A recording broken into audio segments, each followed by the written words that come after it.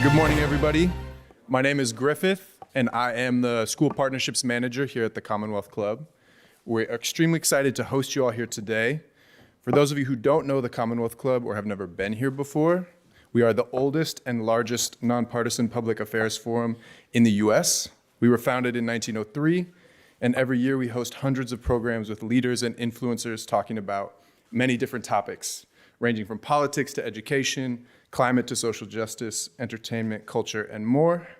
We have lots of options for students and educators, including low-cost memberships and free tickets.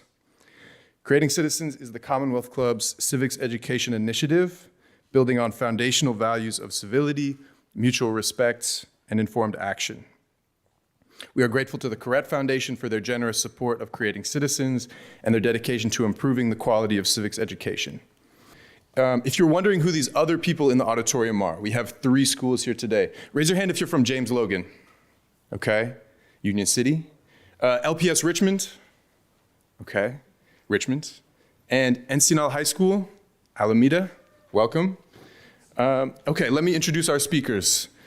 First, City Councilmember Janani Ramachandran represents Oakland's 4th District. As a public interest attorney, she has dedicated her life to empowering communities and fighting for responsive government institutions. An East Bay native, she's the youngest person elected to Oakland City Council. She's also the first South Asian and first LGBTQ+ woman of color to serve on the Oakland City Council. She's going to be joining us via Zoom today on the screen. Our other panelist is City Councilmember James Coleman, who represents South San Francisco's 4th District. A lifelong resident of South San Francisco, Coleman was elected in 2020, becoming the city's youngest and first openly LGBTQ+ member of the City Council.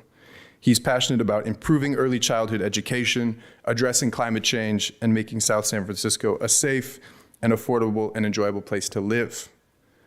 Joining our panelists on stage will be our moderator, Dr. Stephen Morris. Dr. Morris has spent over 20 years in public education as a teacher, as a principal, and as a superintendent in traditional public schools, charter schools, and private schools. Dr. Morris is the co-founder and CEO of the Civic Education Center based in Fresno.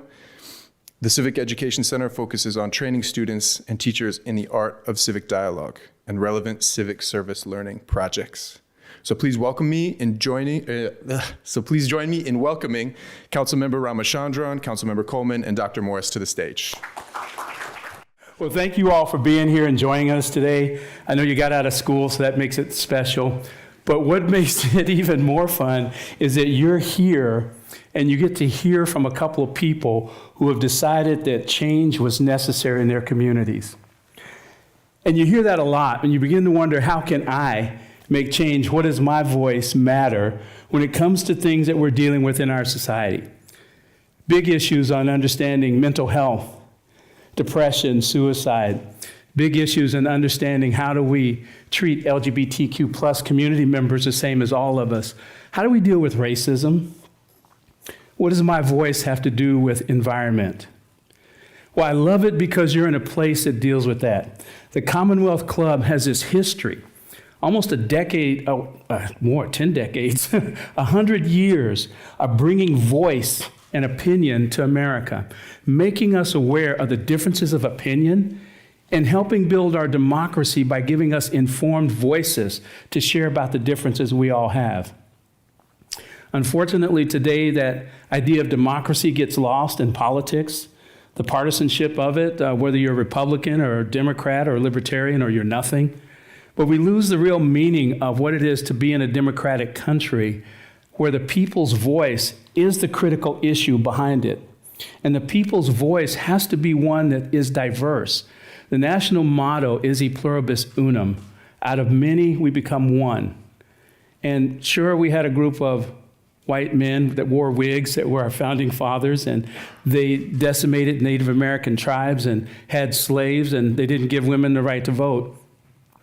But in that system, in that Constitutional and Declaration of Independence, they created this possibility to make change happen. And it was called the voice of the people. That voice brought us to a civil war where we lost almost 700,000 people fighting over this idea of equality. Women got the right to vote in 1921 after a fierce battle, and some of them were in prison and put in jail because women needed to have the right to vote. We're still dealing with issues with Native American tribes, dealing with issues with our environment, but now it's your turn. What do you want to do with this democracy? And you're in a place now where your voice is super critical. If you don't sense the importance of it, then you're missing an opportunity to change, to really reform our country. I grew up in the 60s, civil rights era, and everybody knows about Dr. Martin Luther King. Yay. And he did a good thing. It was really cool, right? But we forget that he fought based on American principles, principles you find in the Declaration of Independence and the Constitution. He fought for equality for everyone. Regardless of ethnicity, gender, identity, he fought for that. Malcolm X, a lot of people like to quote, by any means necessary. He believed in a speech, the bullet to ballots, that the important thing for us to do is to vote to create change. He fought for that. Frederick Douglass in the 1860s talked about the idea of America not being his if it is not going to follow its own principles. So today we're here in a divided society, democratic society, with the opportunity to create change. And we have some cool panel members today. They're going to talk about their lives and what gave them the motivation to create change. And they're not much older than you guys. And when they were in high school, in fact, Councilmember Coleman was in high school and was here talking, back in 2017. And now he's in this position. And Councilmember Ramachandran is going to be sharing some things, too, from her past and in Oakland. What made her decide to get involved in this and decide to create something where all voices are heard? So I'm excited about what you're going to hear today. I'm excited that you're here. And I hope you guys have some really good questions for us to put us in a position to ask them the questions that you always wondered about. Can I really do something? Does my voice really matter? It does matter. And the Commonwealth Club is giving you that opportunity today. So one more time, let's welcome our guest speakers, the council members that are here today. I love this. So I think we'll start with James. He's shaking up here. So, no, he's just kidding. He's not. We're going to start with him, and then we'll come to you, council member, and let you share just kind of an opening, a little bit about, why you're here. Why did you choose to come here today, and what do you hope to see out of today? Yeah, good morning, everyone. It's so nice to see all of you. It was only a few years ago where I saw myself as a high school student, just like many of you, looking for ways to get involved in politics and in advocacy, because we see so many problems in the world around us. We see so many families struggling, and when we look at the issues that affect the younger generation, right? Climate change, we're going to be the ones growing our families in the midst of the climate crisis. Mm-hmm. When it comes to the affordable housing crisis, how are we going to afford to purchase a home when we move out? When it comes to college affordability, making sure we don't have tens and tens of thousands of student debt for pursuing higher education, it's our generation that is going to bear the brunt of these crises, and it has to be our generation who also has a hand in finding the solutions as well. Very good. Thank you, James, for sharing that. Councilmember Ramachandran. And if I don't say it right, you help me. That was very close. Ramachandran. Ramachandran, thank you. Thank you. Thank you so much for the invitation to be here. I really apologize I'm not able to be there in person today, but it is really an honor to be able to speak to young leaders, young change makers about the unlimited possibilities that we all hold, really. So you asked me several years ago if I ever thought that I would be on Oakland City Council and Oakland's youngest city council member. I would have thought you're talking crazy. To me, I want to do everything I can to encourage young people to dream big, dream bold, and recognize that elected office or any other form of political leadership is very much possible at any age with any type of background. And today I'm here to listen and learn and share whatever I can. Thank you so much for being here. And we love your kitty also. He comes up every now and then. Yeah, this is Kaya. And I hope you're feeling better and get well soon. Okay, thank you. So one of the first things I want to ask you guys, we talked a little bit about, but expound some on why you chose this. What were you thinking in high school? And this is for you also, council member. What were you doing in high school that made you think that someday I'm going to run for office? Or did you even think that? because things are just crazy. So you can go first, council member. You know, so I grew up in the Bay Area. I was born in Fremont and I lived there till high school. And then in high school, I actually moved to India for about 4 years. And that change from moving to a totally different system of government, a totally different system of political ongoings was really a shock to me. At the time, George W. Bush was president and America was perceived in a very different way. So my move to India really was in some way planned. One day I might want to think bigger and be involved in some of these systems and structures in the way that our government is, in the way that we're perceived, in the way that we operate at home and globally. So I started to think about that in high school. I did a summer program called Junior Statesmen of America, JSA. Some of you might be familiar with that. I did a summer program in Washington, D.C., which exposed me to what political careers could actually look like. It was between my junior and senior year. And I thought, this is interesting. I'm not sure I want to do politics, but I'm glad I had this exposure. And then throughout college, you know, I thought the world had a lot of different opportunities, and I really wasn't quite sure that I wanted to be involved in politics through the role of being an elected official, but I did know from an early age that I wanted to be involved in public service. When I lived in India in high school, I started my first nonprofit, which set up a series of mobile lending libraries to under-resourced schools in my neighborhood. And the process of, you know, collecting books and raising money and setting up these small libraries in 15 different schools, conducting reading sessions with kids, all of this was the number one signal to me that I'm not quite sure what I want to do with my future, but I know that it definitely has to involve public service in some capacity. So then, you know, fast forward a few years, the pandemic hits, and I was just graduating law school at the time. May 2020, I've graduated Berkeley Law on Zoom and really thought twice about the field that I wanted to enter. I at the time was planning to do family law and domestic violence law at one of our local nonprofits here in Oakland. And I thought this was incredibly meaningful work. I was really inspired by a lot of the grassroots organizations that were serving our community, whether it's through case management, legal representation, direct social services. All of this was something that really struck me. And pardon me for jumping all over the place, but I want to zoom out a little bit for a second about why that direct services experience was so important to me.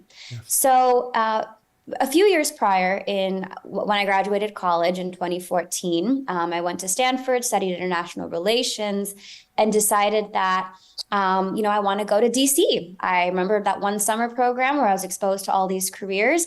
I'd spent a little time in DC doing internships in college. I worked for the State Department for a summer. I did a couple of independent research projects on U.S. foreign policy. And I thought, let's go save the world from a policy perspective, sitting in a little white cubicle in Washington, D.C. Surprise, surprise. Washington, D.C. in my first job out of college was not what I expected. And here I am wanting to think about doing all these macro level policies and creating change at all of these international development organizations. And here I am doing very basic administrative work in an office environment that really didn't suit me and my needs. Interestingly, it was also the environment where I faced the highest level of racism that I have, I think, in my entire life up until that point. And I realized that I wanted to surround myself with people that genuinely cared about the people around them and making an impact. That public service thread really came back to me strong. So I quit my first job out of college in 4 months and decided to do something that had more of a tangible impact that I could see around me. So I ended up working at a local community health clinic. I ended up doing home visiting services for pregnant mothers, and specifically those who were survivors of domestic violence in the DC area for a few years. And that micro level direct social services work was what really connected me to the community and made me think about the broader institutions and specifically how They were harming so many of our communities on the basis of racism, sexism, xenophobia, homophobia. It all came together in such a tangible way when I was entering the homes of so many people that were struggling with these incredibly oppressive institutions. So that led me to go to law school and think more about those systems and learn more about them so that one day I could be a part of changing them. You know, sometimes you gotta bend and break the rules to make them work for people of color, for people from different backgrounds. And that's what I went to law school to study. And then the pandemic hit.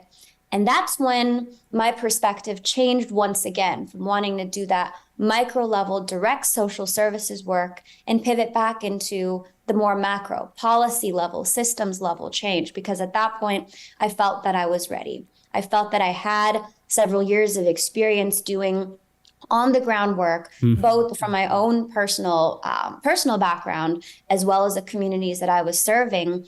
And I was ready to dive into this leadership level to make change because we needed it. I was listening to some of our elected leaders during the pandemic and felt that none of them had a direct grassroots level experience of what they were talking about. So many of our elected leaders had been sitting in these elected posts for such a long time that they lost sight of what the people actually want, what they believe, and so much more. But I will pause there before going too far into how specifically I got into politics and let James take the reins. No, I love it. And I love that you brought up this fact that you saw it from both levels. You saw a system at work and you saw what was that system, how it was impacting people. And I think sometimes we forget that you guys are in school today and you are in a system in school that sometimes you feel doesn't meet your needs because you're dealing with other students. I think that's one of the greatest strengths that you have, understanding your system, as Councilmember was sharing, but also understanding the needs of your classmates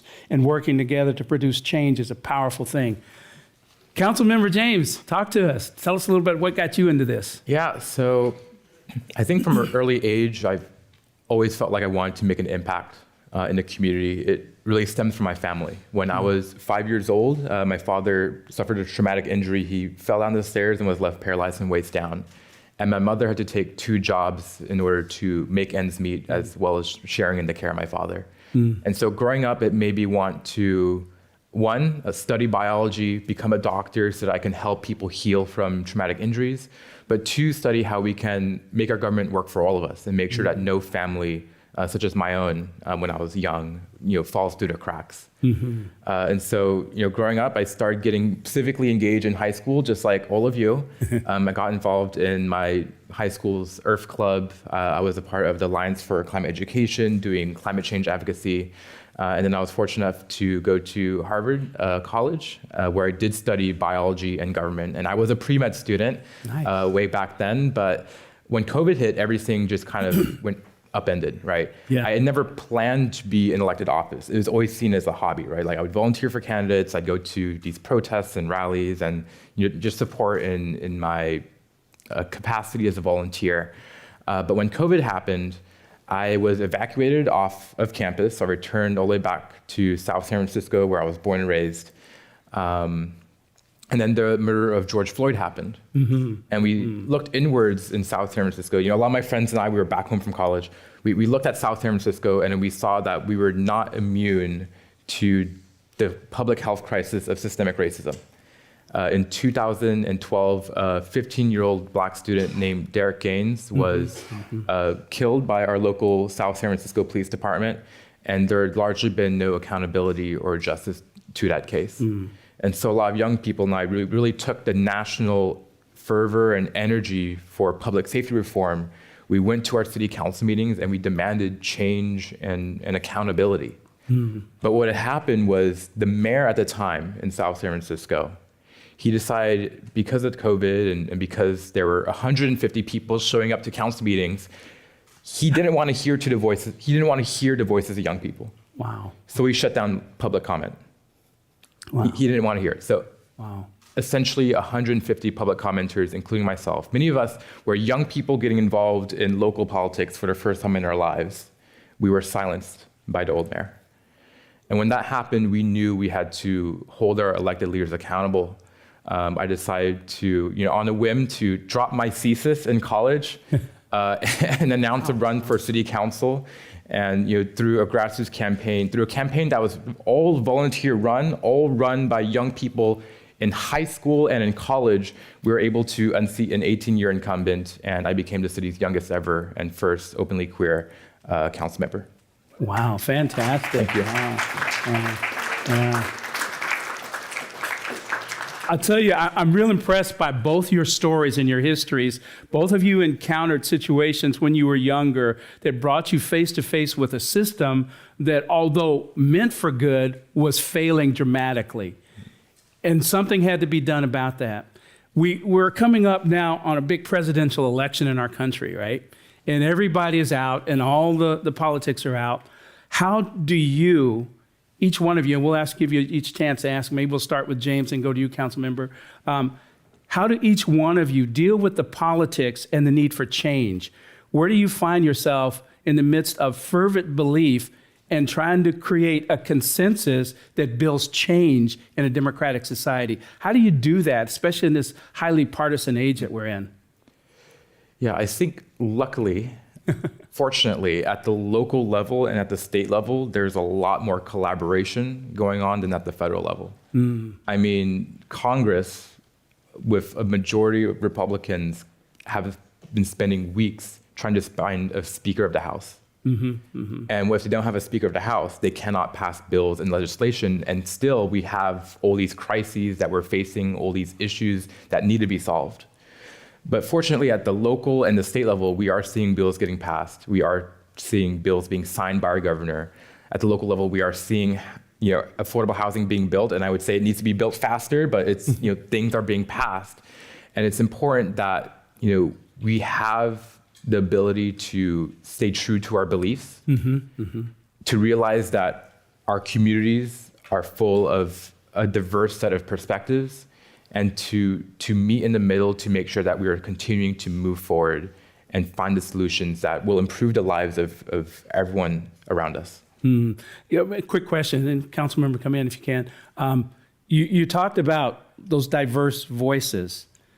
I mean, you have Democrats, you have Republicans, you have business people, you have community people, you have educators, you have students, you have parents. How do you bring them together to help push them into a change that's good for everyone, given all this change, the diversity and difference in voices?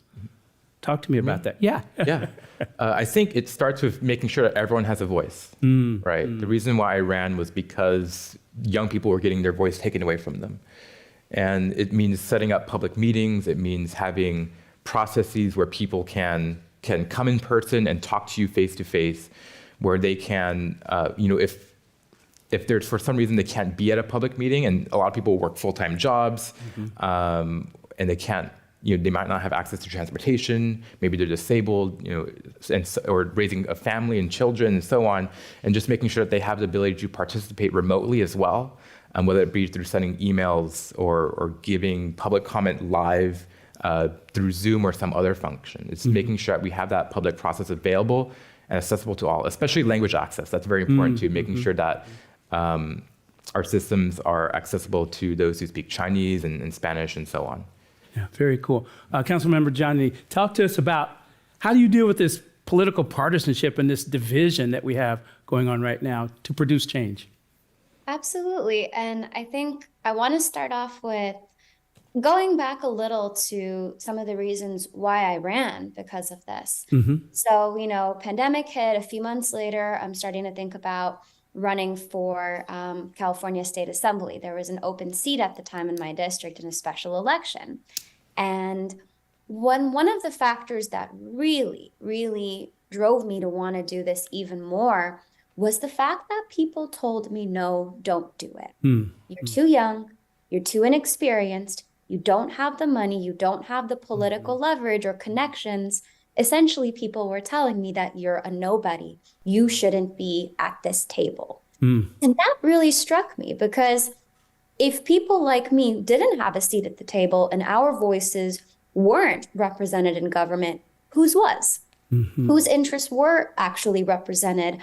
And you shouldn't have to have the kind of extensive traditional political resume and connections and money to be able to do this. And so what gave me hope and what continues to give me hope today and the ability to, form consensus, like you said, was in this special election that I ran. I was one of the only people who ran. I was the only person who ran in a seat of 8 in a contestant pool of 8 people that was not already an elected official. Because this was a state seat, typically we already had other elected officials from different cities running for state assembly. Okay. And somehow I still made it to the runoff. I made it to the top 2.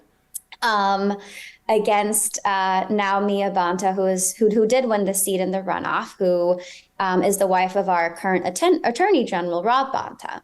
And people told me, you are crazy to run against our state Attorney General's wife. Yes. How are you going to go up against a political dynasty? This is a family with a lot of connections, of power. They've been in power for so many years. You're going up against the establishment.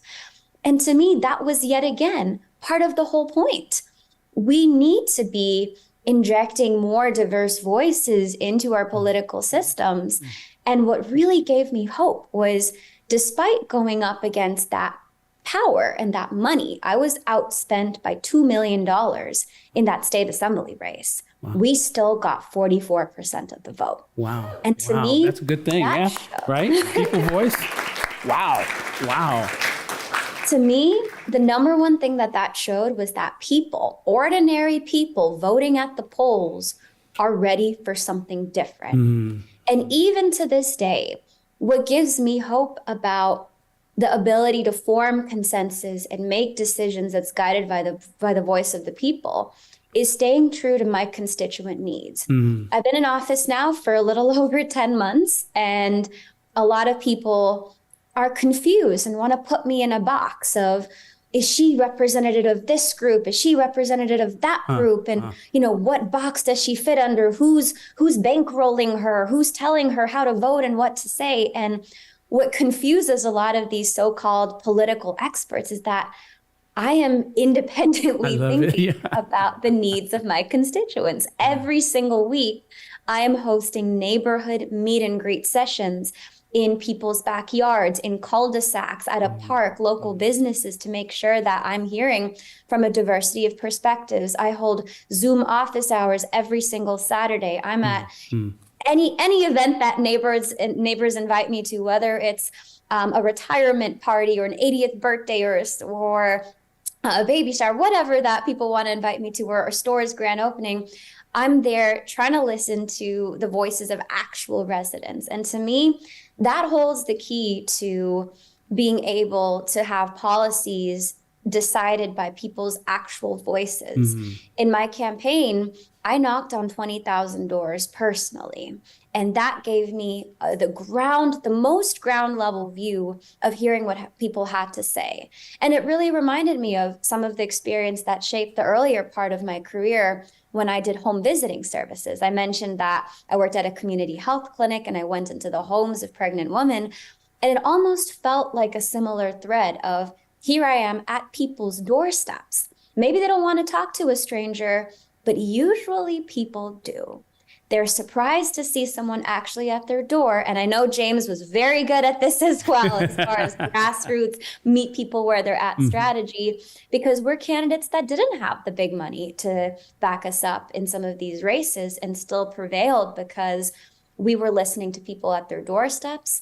And right now on city council, that's what I continue to do. And I am thrilled with the fact that some of these political experts continue to be confused about, who am I controlled by, which organization or group or entity is, funding me or telling me how to vote. And I'm like, nope, the people are telling me how I should vote, and they're guiding my decisions first and foremost. That is so cool. That is so cool. Give her a hand with that. That's awesome. So, James, looks like you wanted to comment. Did you want to add to that? I think she stated it so well. I mean, it has to be grassroots and it has to be for the people, right? Yes. Because who elects us? The people. Yeah. And so we are accountable to the people. And it's just so important to have that, what I call ear to the ground, where you are constantly talking to neighbors, to everyday average people, not, lobbyists, right? and just hearing like, what are they thinking about? And chances are they're thinking about having a stop sign in their neighborhood, or a pothole fixed, or a sidewalk that is a tripping hazard fix, or improving the basketball courts at their local park. Like, is those bread and butter issues that people care about. And, as opposed to Congress, as local council members, we can get that done quickly.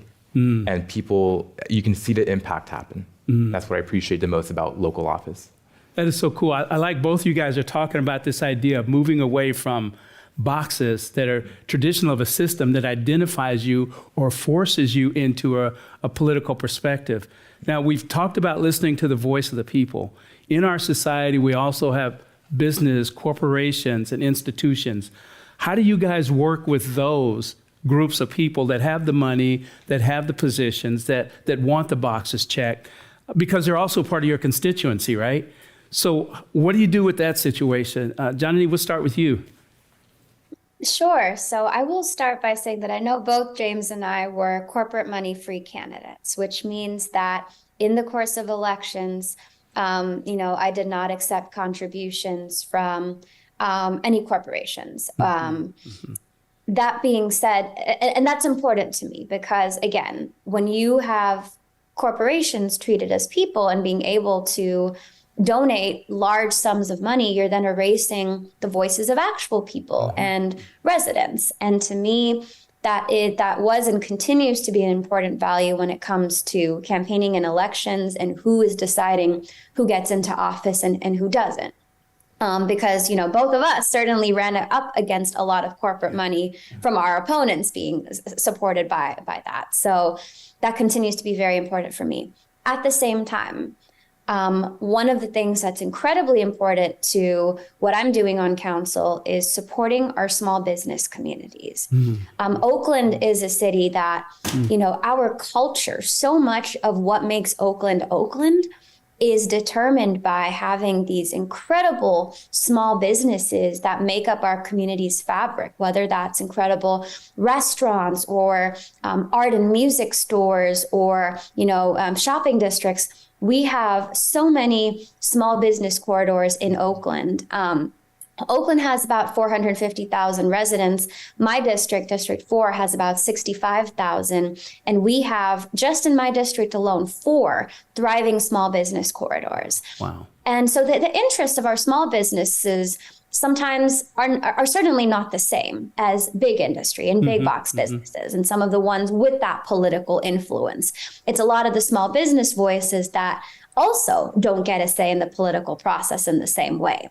So to me, when we think about some of the big issues, it's interconnected with our economic needs. We want, in order to address public safety, which is a huge issue for a lot of us right now, we have to make sure that we're employing young Oaklanders in local businesses. We need to make sure that these mom and pop businesses, whether it's a florist or laundromat or local food store, we want to make sure that they're able to stay in business because most of them are run by local Oakland residents who have been in the neighborhood for decades, if not generations.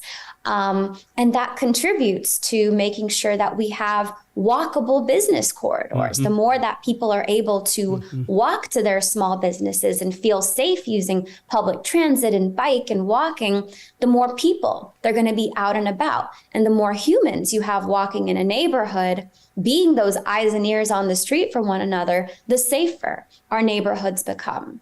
So when I think about some of our economic needs and especially that of small businesses, I think about that being integral to what the community cares about as a whole. What puts Oakland on the map for all the right reasons, our culture, our food, our history, our dance, our music.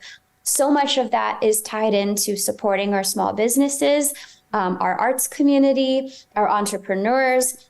And I want to make sure that we're continuing to sustain that. And not everything has to be at odds with one another. And I think we can come to the table with a mindset that helps one another and sees, the small business community and largely the business community as a part and parcel of a whole system.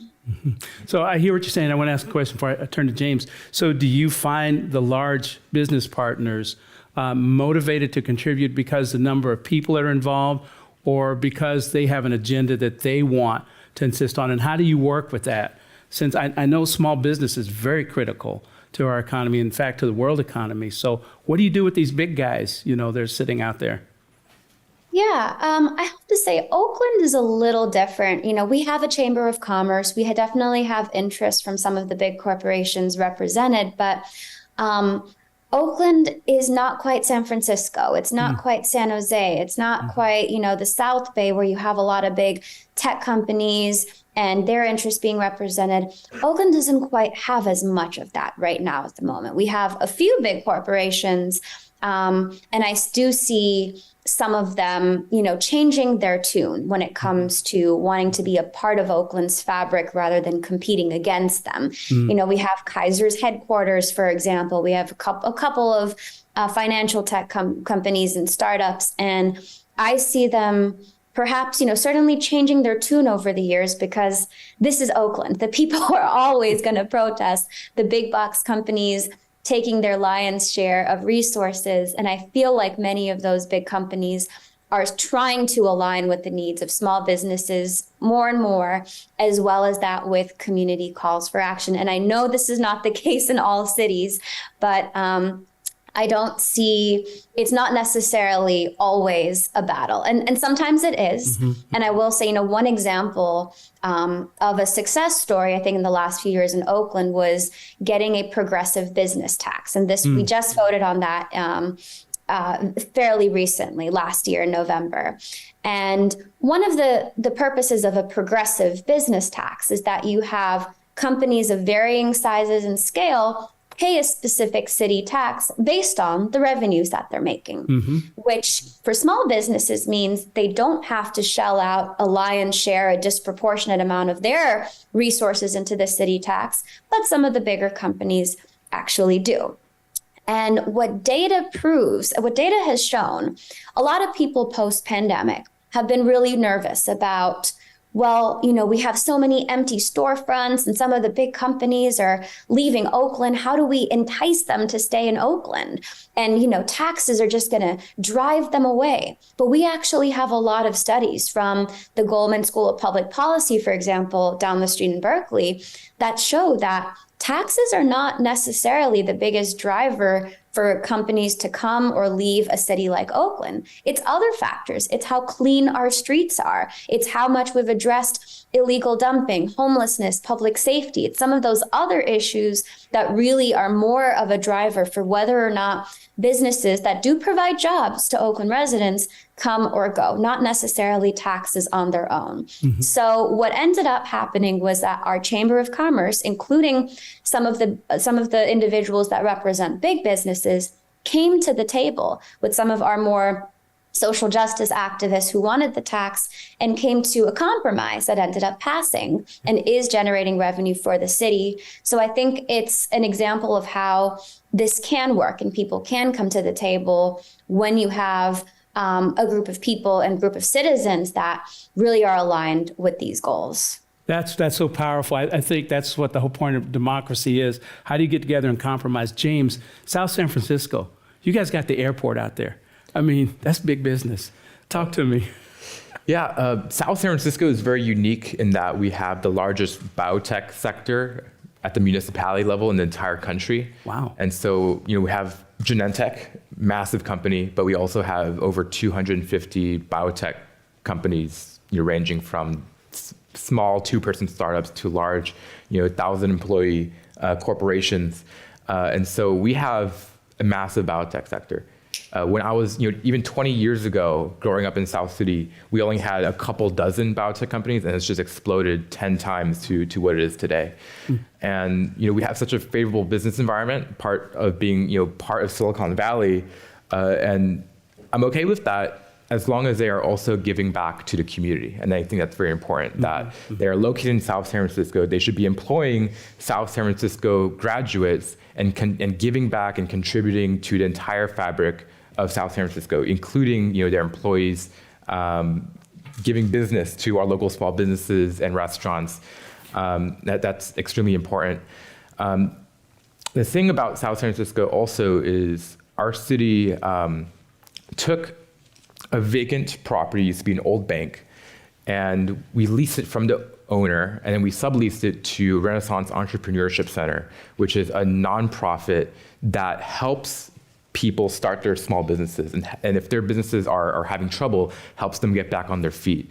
And this is, similar to what Councilmember Ramachandran was saying. Small businesses are truly the fabric of our communities. It is the restaurants, it is where you go for the nightlife, it is what you do for fun with friends and family on the weekends. That is truly the fabric of what makes South City, South City. And we have to make sure that there's an environment that allows them to thrive and allows everyone in our city to enjoy what's here. That's powerful. I love what we're saying here.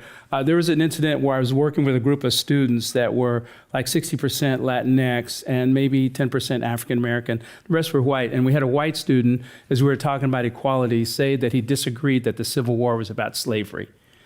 The kids in the class booed him, right? And I said, no, wait a minute. We're supposed to hear each other out, even difference of opinion.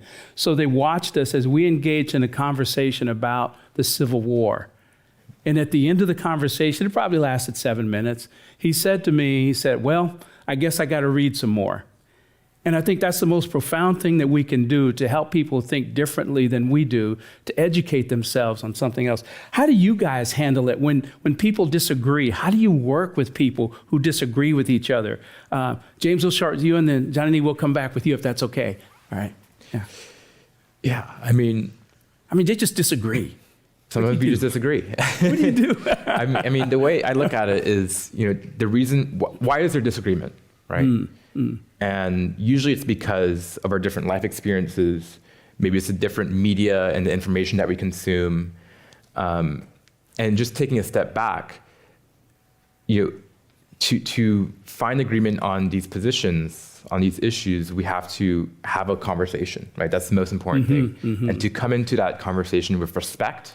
That's very important, because if you don't respect the other person, they're not going to listen to you. So true. And to also come in there with an open mind, because you have to realize that maybe your position isn't entirely correct, right?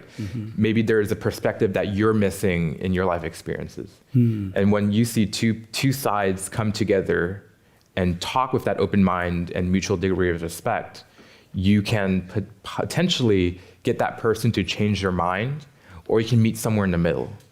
And so in South San Francisco, we have a very diverse council, all with different life experiences from different backgrounds, but so many of our votes are 5-0. Because even if we disagree, we find ways to meet in the middle.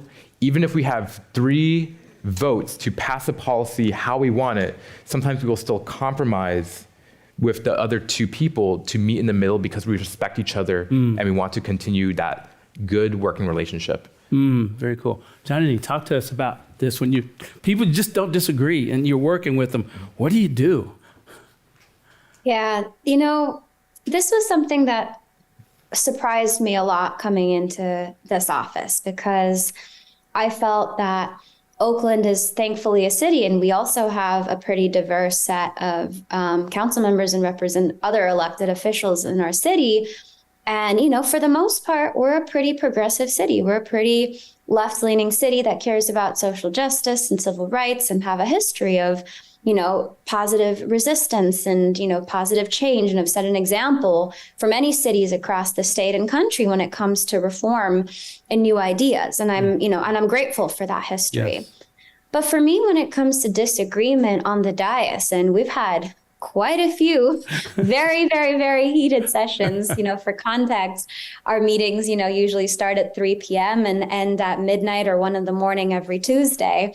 And, we have at least 200 public commenters coming in and screaming and shouting at each other, at us. And it's often a zoo at our meetings.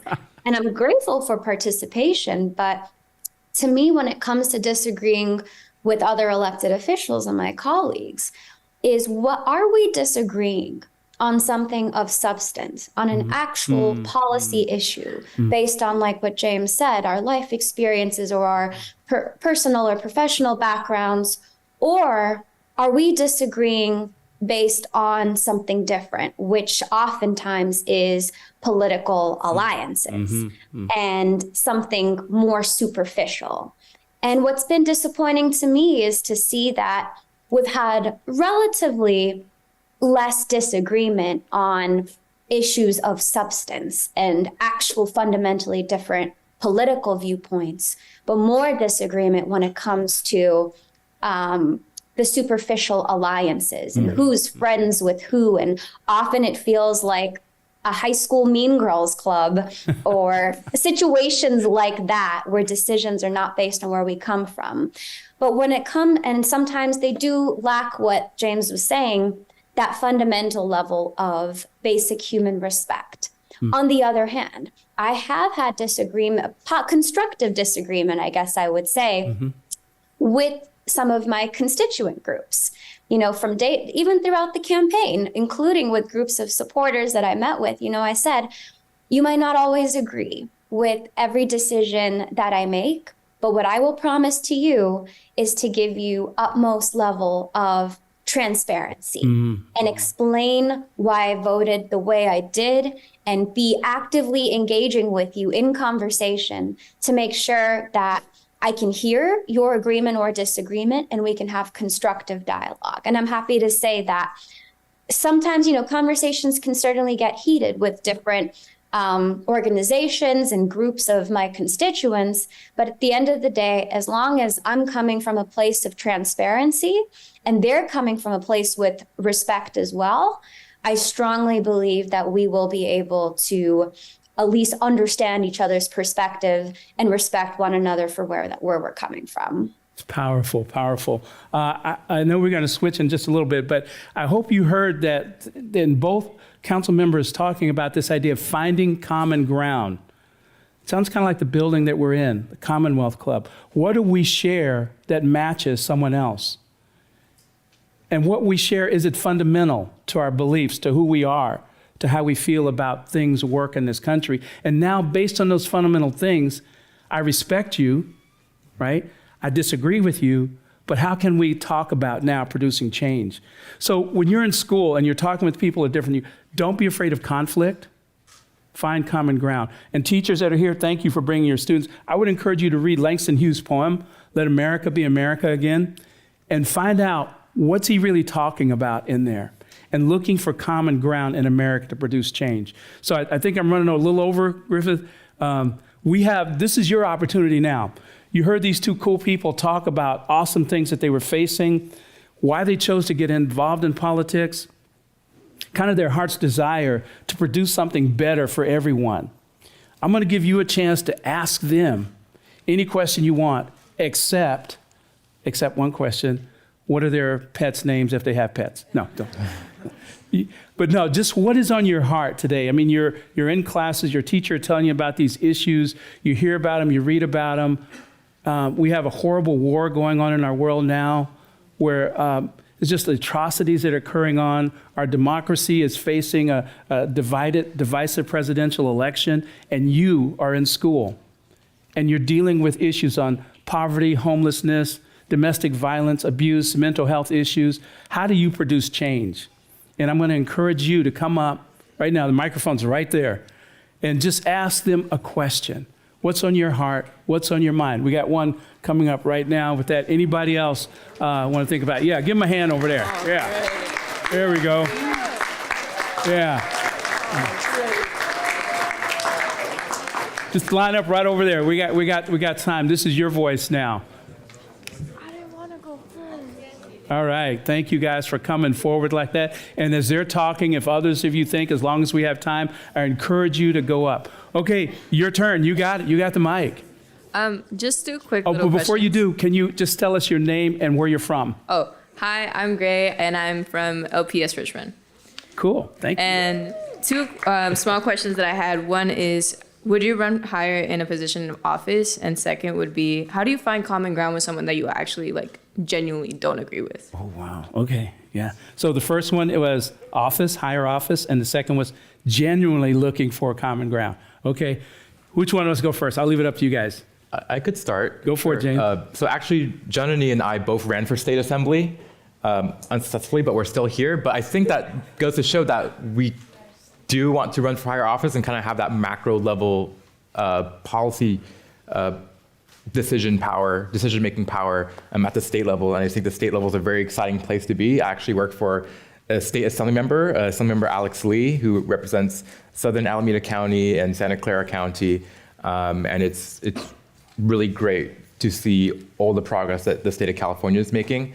And then the second question was, How do you genuinely find common ground? generally find common ground. I mean, sometimes it's tough, right? Sometimes it's really tough, but sometimes you have to agree to disagree and move on, right? Because we might agree on 90% of the issues, but there's one issue that we disagree on. But should that one issue hinder progress for the other 100 issues? I don't think so. And so just in the interest of continuing to make progress, we have to agree to disagree sometimes. Janani, you got it. Thank you, James. Good, very good.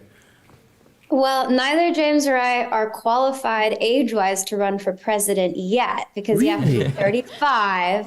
But talk to us in a few years and who knows what we're ready for. Love it. On the issue of, finding common ground, I think it's sometimes remembering that people are having a bad day. And even if they're screaming and shouting at you on the dais or saying very mean things about you on Twitter or whatever it is, I think it's coming from a place of empathy and remembering that we're all human and maybe there's something else in their lives that caused them to take it out on you. And, I acknowledge that it hurts if someone's being very disrespectful towards me or spreading mistruths or whatnot. But when it comes to it, it's like what James said, you take it issue by issue. And because I'm not here for my own ego, but I'm here to serve my constituents and the people of Oakland, it's trying to put that first. And sometimes that means taking, swallowing your pride or taking a big ego chill pill, a bunch of deep breaths and moving on and taking the next issue on a blank slate. And that is what it's a hard thing to do. It's easy to say, and it's genuinely hard to do because we're people with feelings, of course, but it's something that I definitely strive to do every day. Very good. Thank you. Next. Thank you very much for your question. Hi, my name is Ivan. I'm from Encinal High School. Yeah. And my question is, you guys both spoke about a bit how you guys don't accept corporate donations. So how do voters know that you are a candidate who refuses corporate money? And it's like, since this information is so important to voters, how would it be for voters to find that information? Okay. So this idea of corporate donations and how do you remain so it doesn't affect your policies and how do you let your constituents know, right? Yes. Okay, cool. Okay, Janani, you want to start this one? Then we'll go to James. Sure. Well, first and foremost, on my website, I've always had a very clear indication that says no corporate contributions accepted. We're a movement powered by the people. And in every campaign message, every speech, every debate that I participated in, I would make it clear that I am getting anything powering my campaign is coming from the people, which then means that candidates like us have to spend a lot of time fundraising through other means. It's very easy to accept a $10,000 check from a corporation and very hard to raise that same $10,000 off of small donor contributions. And you have to spend, unfortunately, hours and hours on the phone every single day dialing for dollars, asking every single person hey, could you contribute $50? Could you contribute $100? Could you, ask 10 family and friends if they can contribute $25 each? And that takes a lot of work. But grassroots campaigns still do need money. And you're going to have to ask a lot more people for a little bit amount of money if you're not taking the big corporate checks. But it is ultimately worth it. And it's difficult. It's to tell someone to invest in me it's hard work to sit on the phone and say why you deserve, someone's money. But you need to frame it as this is an investment into our shared future. something that, your contributions to my campaign is not just to me as a person, but is to going towards this vision of a more equitable future where people can be able to run their campaigns. And, for context, we have to raise a lot of money. In my state assembly race, which was a special election, so it was only, the entire start to finish was less than 6 months. So it should technically be a lower budget campaign, but it was not. I raised $400,000. And again, I want to go up against $2 million, but that was still the scale of a state assembly race. It was a little smaller for my city council race, thankfully. But that's a lot of money that winning campaigns need to raise for many of these seats. In state assembly races across California, people are raising, $4 or $5+ million, and it's really difficult to do that when you're not accepting corporate contributions, but it is possible. And we have a lot of success stories where people are doing it and continuing to do it. Yeah. James, thank you. Thank you. Yeah. Put simply, we let them know. So like when we send mail, when we have flyers, when we're door knocking, when we're phone banking, and also on the website, we let people know that we're not taking a single dollar from corporations. And people really appreciate that, because we are seeing right now so many corporations just funnel millions and millions of dollars into our political processes.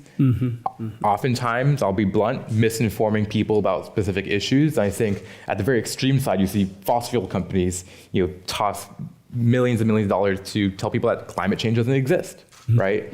Of course, there's a variety of corporations and different messaging that they employ.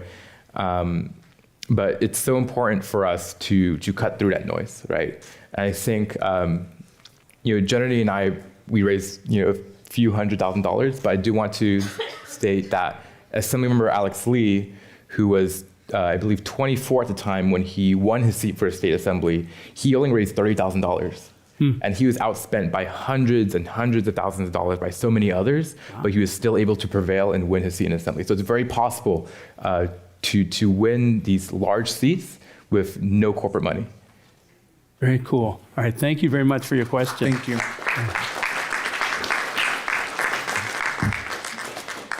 Can I go? Yes, you can. All right. Hi, my name is Phoebe. I'm from Encinal High School. Hey. So I just specifically had a question, since this is about youth involvement. Yes. I had since you guys were, our age once, and I'm assuming you guys got involved in more political spaces when you were young. What are some specific resources in our age that we can go to, specifically in our communities, to foster our political voices and help our opinions be heard in our citizen governments? That's a really good question. May I paraphrase it and say, what can they give, advice they can give you or youth to prepare themselves to make a change through politics? Would that be correct? Yes. Okay. James, you start this one, and then we'll go to Janani. Yeah, I think don't be afraid to go out and pick an issue that you care about and seek an organization that has an impact on that issue, right? Look for nonprofits at your city and school board levels. Look for youth commissions. Look for local democratic clubs and other political organizations that are always looking for volunteers and passionate people. And the thing is, if one of those organizations does not exist, guess what? You can start one, right? And so in high school, I started my high school newspaper. In college, I started an environmental organization and also joined a fossil fuel divestment movement that was successful. And so, whenever there is a gap in the advocacy space that you see, you can be that first one to organize your community and advocate for that issue. Very powerful. Janani. Absolutely. I fully echo that. And wanted to add the value of, firstly, coming to city council and making public comment. Increasingly I think during the course of the pandemic is when we saw more young Oaklanders raise their voice at city council meetings. And we are slowly but surely seeing, more young people voice their opinion on issues that they care about. And this is powerful.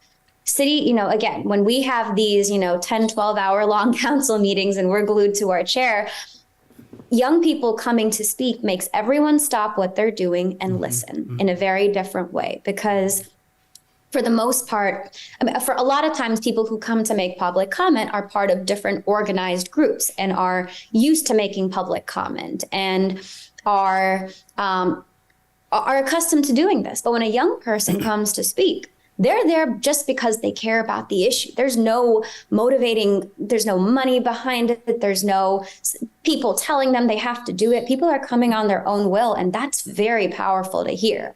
The second thing I will suggest is looking up local boards and commissions. There are youth commissions at different city and county levels. In the city of Oakland, we have a youth commission as well as youth-specific seats on some of our other boards and commissions. But I will also say, take the plunge and apply to a regular commission.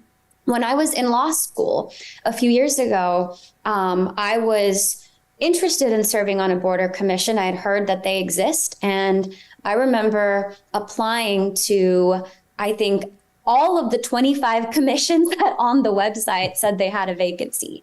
I didn't know a single person. This is actually only in, I think, 2019. I didn't know a single person that worked for Oakland city government or was involved in politics. I was completely fresh.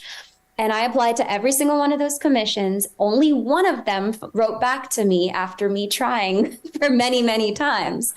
And then I applied, and there were 40 applicants for this seat on the Public Ethics Commission. And I thought, I'm here in law school. Most of these other 40 people applying to this seat are already experienced lawyers with political connections and whatnot. There's no way I'm going to get this. And I got a seat. Nice. And I think that goes to show that doesn't matter how old you are, if there's a seat available on a citizen-run body, a board or commission, go for it. And sometimes it's going to take work. I also currently sit on the California State Commission for Asian and Pacific Islander American Affairs. I also got on this around the same time where I was applying to every opportunity that was there at the state level because I wanted to be involved in something. And this was before I was seriously considering running for office. I just wanted to be a part of the process somehow. And sometimes it takes a little aggressive emailing and following up week after week. It took me about a year to finally get the seat on the state API commission. And, you know, it happened. And I served with an amazing body of, you know, other folks who were appointed and who had, you know, political connections. And my voice was equally valued in that room once I got there. And anyone can do it. Very cool. Is that good? All right. Thank you for your question. Appreciate that. Yes, you're next. Yeah. My name is Michelle. I'm from OPS. And my question is, so I'm assuming you both have a vision, like for your community. In a sentence or two, could you tell me that vision and if you see it coming true? Oh, I love that vision question. That's very powerful. Janani, would you like to start us on that vision question? Sure. My vision has always been making sure that every single voice can be heard and that everyone feels like their voice, more importantly, matters. That something that they're saying will actually be listened to by their elected officials, that someone who wants to get involved in politics can actually make it happen. Politics shouldn't be have this stone barrier and wall to entry. It should be an open gate that anyone can access and get in the building and have a seat at the table. And anything that I do in the course of my political career, I want to make sure that people had a voice, because when I started off, people told me that I didn't. Well, one thing I didn't talk about in the course of my campaign was the incredible amount of sexism and racism that I experienced as well. And sometimes they come across in subtle ways. We're in I'm running in the East Bay, and, we say we value the voices of queer people of color, of young people and whatnot. But when it comes to actually running, I was aggressively questioned for my educational background, my experience. I was asked questions that a white man would not have been asked in many circumstances. And that's something that, in my vision for anyone being able to access these systems, that I hope we chip away at and continue to call out and continue to erase. James, very good. Thank you. Wow. Yeah, could you repeat the question, please? A vision. What's your vision that got you into this, and what do you want to see? Yeah. I see it. So I think the vision for South San Francisco is for every family to have a high degree of economic and political freedom, that everyone is able to have a voice, that everyone is able to participate, that everyone is able to have a job, to attain a higher education, to live in a climate that isn't causing human suffering, that's able to afford a home and not have to give an arm and a leg to afford a home. Just making sure that people are able to not only survive, but also thrive and just have a long, enjoyable life and grow a family. And do I think that vision is achievable? I definitely do. It's going to take some time. It's going to take a lot of collaboration from different people, but I do think it's possible. Very cool. Thank you. Did that get your question, huh? All right. Thank you. Do I go now? Yes, you are. Hi, my name is Daniel. I'm from LPS Richmond.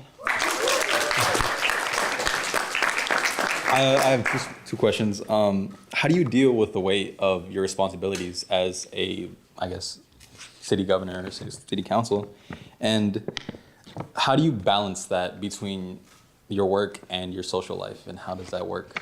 That's a good question. So you're looking at the burden of responsibility in these positions and balance in their personal life and social life. Okay, I'll give it up to you guys. Which one to go first on this one? Okay, you got it. Yeah.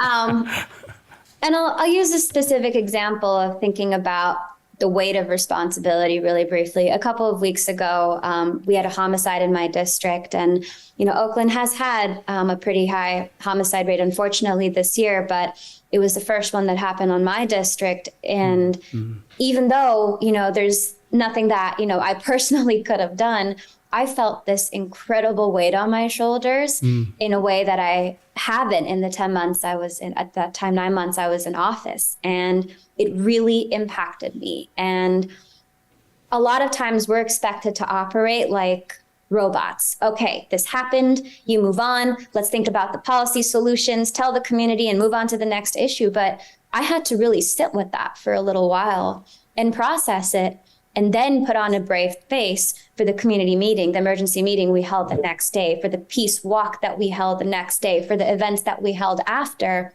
But it reminded me that I'm a political leader, but I'm also a human with feelings, for sure. And the tragedies that impact my constituents impact me too. Even if I didn't know the victim personally, it's something that definitely weighs down on me and was a lesson to remind myself that I can take a pause. I can take a beat, think about how this impacts me, and then figure out a pathway forward and make sure that I am putting on a strong face for the community. But, privately, it's okay to cry sometimes. Sometimes even publicly as well, if the situation demands it. As far as balancing things, I am grateful that on Oakland City Council, this does get to be my full-time job. I am compensated, not terribly much, but enough for this to be a full-time job for myself. I have 4 full-time staff members as well who help me with this role, just given the size of our constituents, and 200 phone calls a day and emails from constituents in our office, everything from fix my pothole to more serious issues. It's something that it's very demanding and can very much take up all of your time and energy. And what gives me balance is, learning how to make sure I'm carving out that space for myself and my personal interests. I am a whole person entering into this seat, and I want to make sure that I continue to be a whole person with other interests, with other passions throughout, so that I can keep that perspective. So, for example, I'm also a performing artist. I do music on the side, and back in the day, I used to do theater. And it's important for me to continue, to some extent, to engage in this work, because that keeps me grounded with the artist community in Oakland and makes me remember what the issues they're experiencing are and how that can inform my policy perspectives as well. It's incredibly important for me to carve out time for my own family, because through thick or thin, they're going to be there. My partner, my parents, my loved ones, my closest friends. You really do need to make sure that you're caring for the people who supported you to get here through this journey and who are going to stick with you ride or die throughout. So That's creating that balance, those boundaries, learning how to say no, taking a breath and being kind to yourselves. And most importantly, logging off Twitter sometimes and reminding yourself that you don't have to be on social media all the time. Yes. Help create those Very boundaries. cool. Thank you. James, we got just a few seconds. Talk about balance in a Yeah. few seconds. Yeah. So balance. It's always good to just unplug once in a while, to take a trip somewhere, experience nature. It's really good to have a group of friends who are apolitical, so that when you hang out with them, you don't talk about politics. You just talk about fun things, and you go eat cool foods. I'm a big foodie, so I love exploring. So it's good to have a portion of your life that's just apolitical. Yes. I appreciate that. Very cool. First of all, you guys, you students, ask some amazing questions. I mean, simply amazing. I think what I want to do is acknowledge you guys in your questioning, and also what powerful guests we had today to share from their life experiences. And they were your age not long ago, right? To share the real things and how do we make a change in this country. So let's give them and you a big round of applause. Come on, rock and roll it. Yeah, that's what I'm talking about. Well, you can go to our website, civiceducationcenter.org, give your information, or go to California Department of Education, type in State Seal of Civic Engagement, and it'll tell you how to get that in your district so that you can be recognized for the wonderful work that you're doing, the hard work you're doing, because you're doing it with peers. And sometimes people look down on you because of your age. But I celebrate you, and I thank you guys for being here. I really do. Thank you a lot.